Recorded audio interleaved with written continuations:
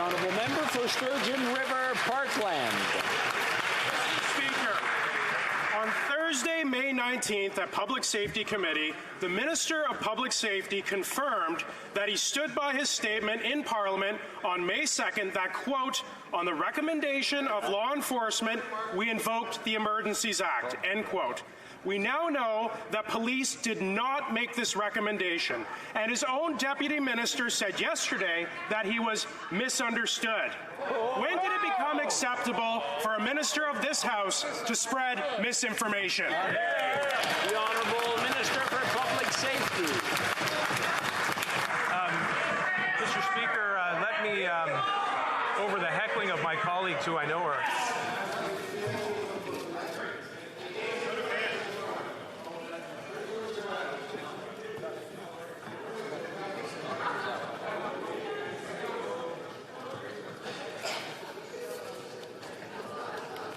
Are we ready to proceed? The honourable member for Sturgeon River Parkland asks the question. I think he wants to hear the answer.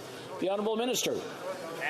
Mr. Speaker, and I'm happy to give it by refreshing his memory and all members in this chamber's memory that last winter we experienced an unprecedented public order emergency in the opinion of law enforcement, which is why prior to invoking the Emergencies Act, we sought their advice on the powers that were needed to restore public safety. And let me quote from Commissioner Lucky's testimony before the committee when she said, and I'm going to interrupt the honourable minister. I just want to make sure we can hear that quote.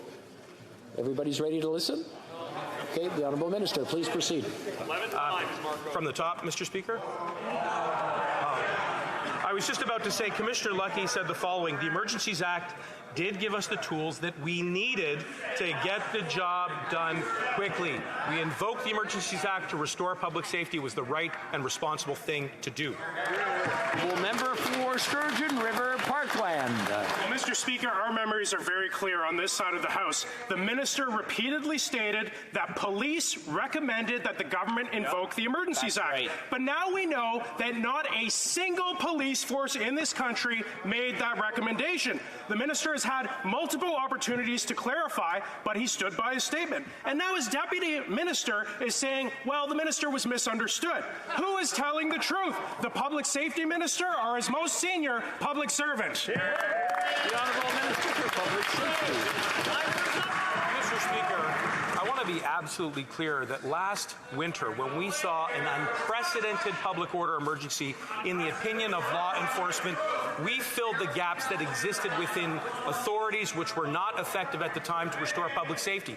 Prior to invoking the Emergencies Act, we sought the advice, as any responsible government would do, prior to invoking the Act. And you heard Commissioner Lucky say that we needed, for example, power to compel tow trucks as a result of protesters who wouldn't leave. I wonder why they wouldn't leave, Mr. Speaker. They wouldn't leave because Conservatives were egging them on to stay. That was wrong, and we invoked it to protect Canadians.